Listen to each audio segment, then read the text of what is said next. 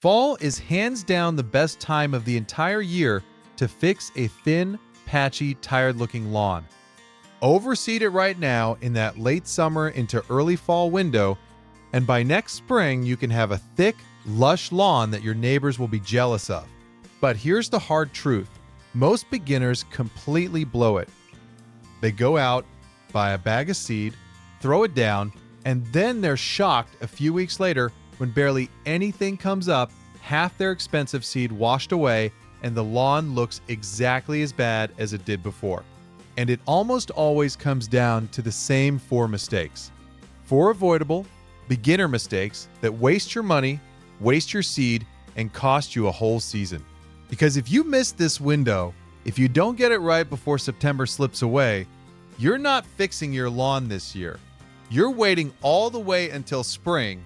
So today, I'm going to walk you through all 4 of those mistakes, exactly how to avoid each one, and the simple things that separate a lawn that fills in thick from one that stays bare. Stick with me, because number 4 is the one that quietly destroys more first-time overseeding jobs than anything else.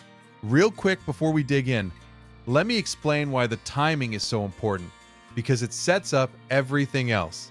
Grass seed for most lawns, the cool season grasses like fescue, ryegrass, and bluegrass, germinates best when the soil is still warm from summer, but the air is starting to cool off. That combination is exactly what you get in late summer and early fall. The warm soil wakes the seed up fast, and the cooler, milder days are gentle on the young seedlings. That's why this window is magic. There's another reason fall is so good.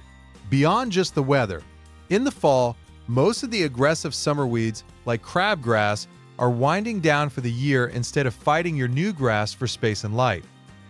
So your young seedlings get to establish with far less competition than they'd face if you tried this in the spring. Warm soil, cooling air, and weeds on their way out. It's genuinely the best set of conditions your lawn gets all year, which is exactly why it's such a shame to waste it on a few avoidable mistakes. But it doesn't stay open forever.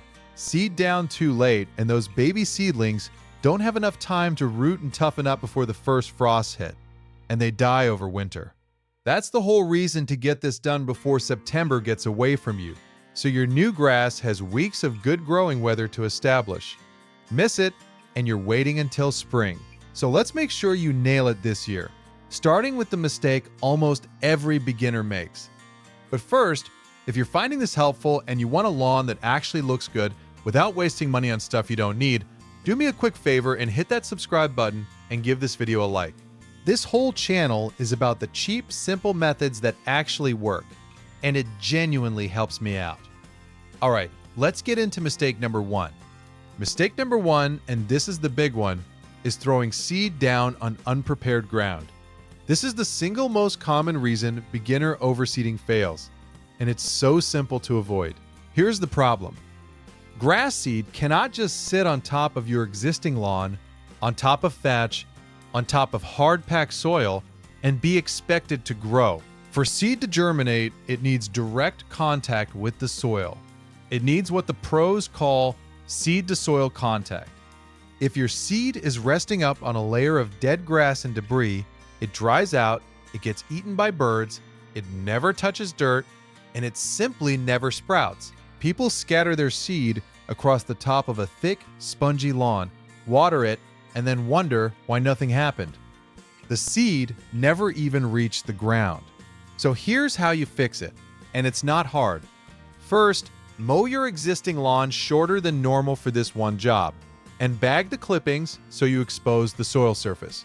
Then rake the area firmly, ideally with a hard rake, to scratch up the surface, break through any thatch, and open up little pockets of bare soil for the seed to fall into.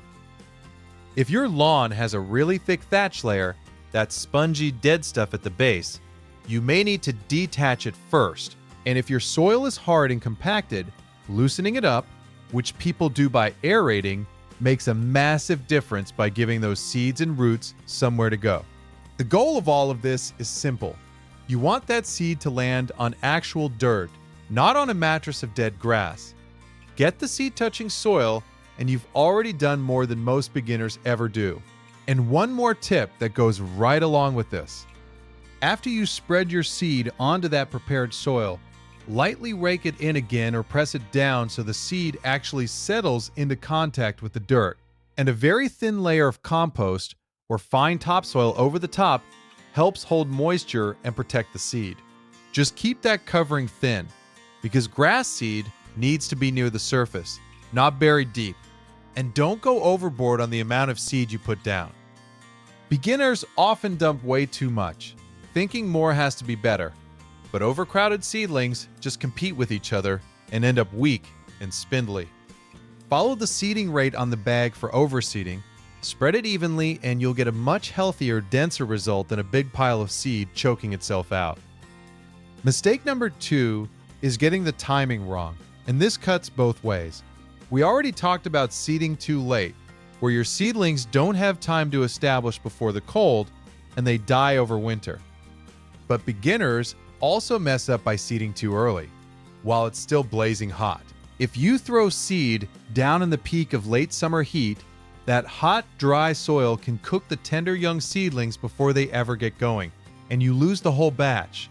So there's a sweet spot, and that's exactly why the target is that window as summer transitions into fall, when the soil is still warm enough to germinate seed quickly, but the brutal heat has started to break. The reason we say fix it before September is to give yourself the maximum runway of good growing weather. You want those weeks between seeding and the first frost so your grass can root deep and get strong. If you're not sure about your exact timing, pay attention to your soil temperature and your local first frost date, and count backwards to give your new grass enough time. Rushing it or dragging your feet both cost you the same thing: a failed lawn and a lost season. If you want a simple way to think about it, cool season grass seed really gets going when the soil is in that comfortable range, warm but not scorching, which is exactly what late summer soil gives you as the air starts to cool. The exact best week depends on where you live. So the smartest move is to know your region's average first frost date and work backwards from it, giving your new grass at least several weeks. Ideally more of good growing time before that first hard freeze. In cooler northern areas, that means moving sooner, which is a big part of why the before September push exists. In milder areas, you may have a little more room, but the principle is the same everywhere. Give the grass enough runway, and don't get caught by the summer heat on the front end or the frost on the back end. Now I want to hear from you, because I know a lot of you have been down this road. Drop a comment and tell me about your worst overseeding experience. The seed that never came up, the patch that washed out in one rainstorm, the lawn you seeded 3 years in a row before it finally took. And tell me what kind of grass you're working with, because it helps me make videos that actually solve the problems you're dealing with. So let me know down below. And if you want the complete, step-by-step overseeding plan laid out in order, from prepping your soil the right way to exactly what to put down and when, I put the whole thing together on my website. You can find it at backyardverdict.com, and there's a QR code right up on your screen right now, so you can just point your phone's camera at it and it'll take you straight there. Everything's in order, so you're never guessing. Okay, back to it, because mistake number 3 is where a lot of good overseeding jobs die. Mistake number 3 is letting your new seed dry out. This one breaks my heart, because people do all the prep work right, they get the seed down onto good soil at the right time, and then they lose the whole thing in the final stretch because of bad watering. Here's the deal. Once grass seed starts to absorb water and germinate, it can never be allowed to dry out. Not even once. A seed that's begun to sprout and then dries out in the sun is a dead seed, and there's no bringing it back. Beginners make 2 opposite mistakes here. Some water once, feel good about themselves, and then forget about it, letting the surface bake dry between waterings, which kills the sprouting seed. Others blast it with a heavy stream from the hose and literally wash all their seed down into one corner of the yard or straight down the driveway.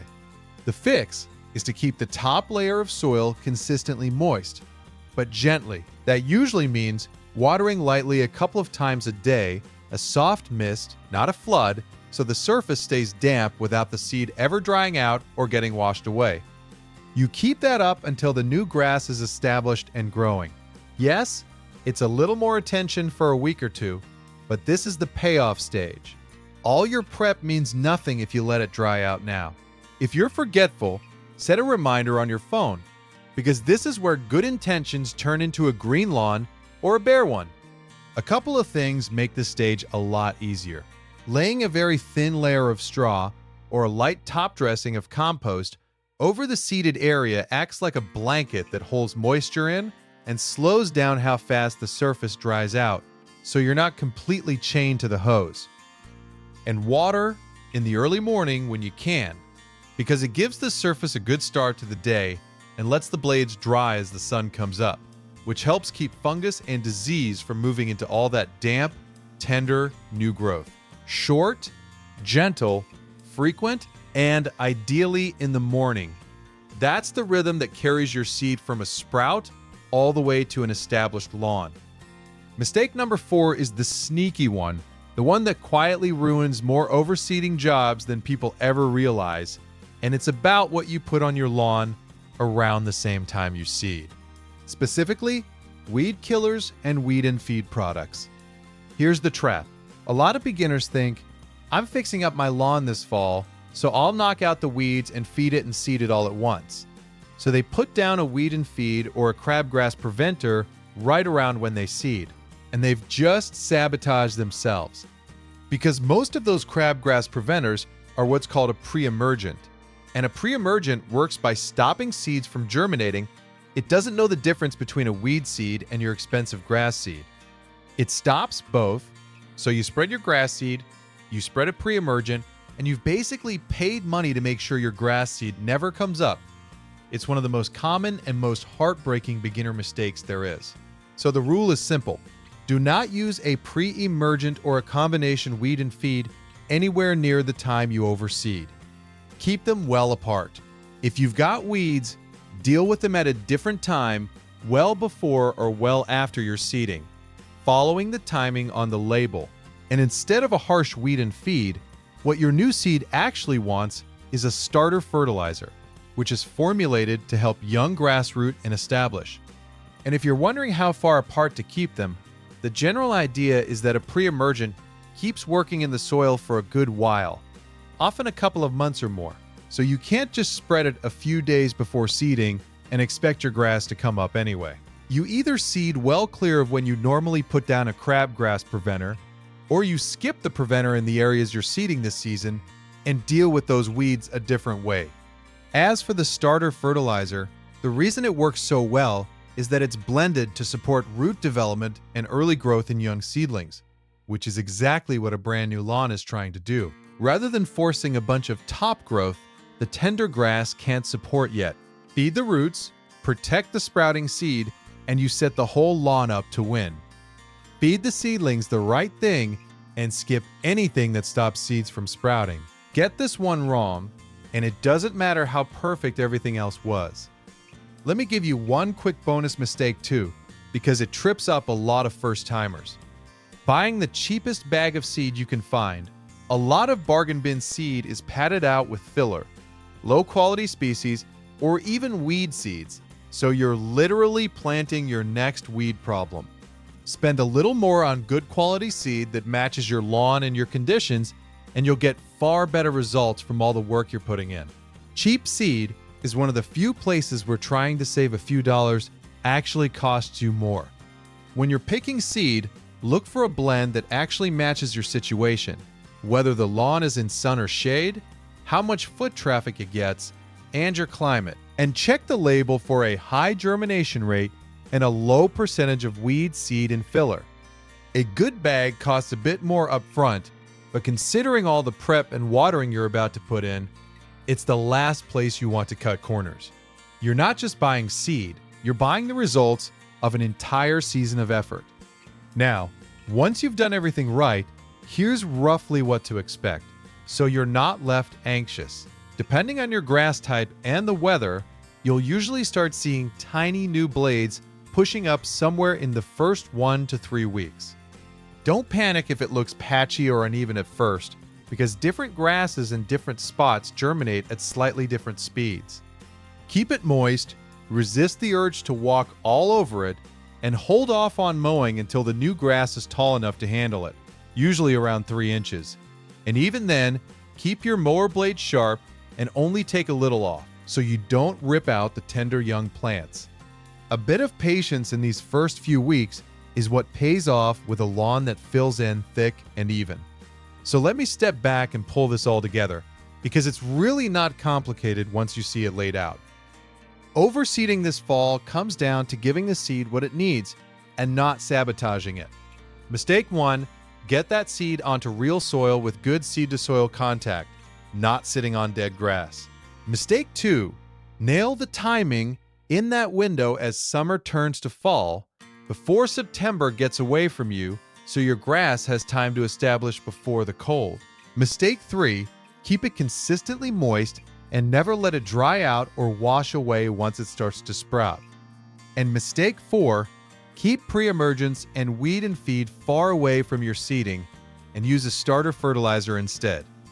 Avoid those 4, grab decent seed, and you've done more than the vast majority of people who overseed.